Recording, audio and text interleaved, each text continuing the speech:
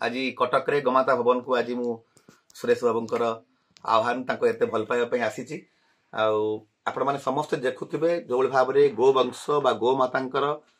वंश को बर्बाद करदेवाई एक षड्यंत्र चली ये छोटिया मोटिया कथा नुहे जिते गोमाता को लेकिन आम हिंदू धर्म हिंदू संस्कार आम परवर्ती पीढ़ी समस्त निहाती आवश्यकता अच्छी आमे केमिति गो संपदर सुरक्षा करिपरिबा आ अनेक लोक आमे गोमाता को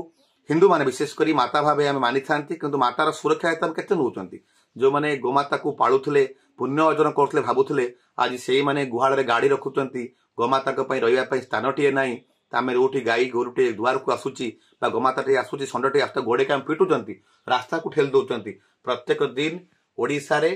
हजार हजार गोमातांकर एक्सीडेंट रे मृत्युवरण होउची आ कोनसी मालिक मध्य घरे गोटे गुहाळ न करिकी ता गाड़ी गैरेज कर देचंती रास्ता घाट रे बोलचंती ना सरकार बुझचंती ना मालिक बुझचंती ना जो माने सनातन धर्म डेंगुरा पुरुष से माने बुझचंती हम सेति समस्त अनुरोध करूछु का दोष दउनु दोष लदुनु आमे केते ठीक सेटा आमे विचार करिबा गोमाता को सुरक्षा न देले आमर परवर्ती पीढ़ी ए परिवार ए संस्कार आ ए परिवेश केबे भी सुरक्षित हो पारिबा नाही गोमातांकर वंश को लोप करने जो षड्यंत्र चली समस्ते सामिल हुंतु आमे केमिति गो संपद को बंचई रखिबा ओडिशा भली संस्कार राज्य रे ओडिशा भली जगन्नाथ देश रे आमे गोमाता को सम्मान न देले गोमाता को भल न पाइले गोमातांकर सेवा न कइले आमर ये जीवन के भल जगार पहुंची पारिबनी कि आम कर्म पाई जन्म होइतले से कर्मर बहुत किछि बाकी रहि जिवो समस्त को आउ थरे कहूची जय गोमाता गोमाता रक्षा करंतु मु आज ए स्थान रे आसिकी निजको एते आनंदित अनुभव करिछि आउ जहा किछि सिखुछि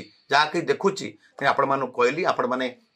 केते मानिबे मु जानिनी किंतु गो संपद निहाती अपरिहार्य आम बंचिबा पई आ समाज पई संस्कार पई नमस्कार।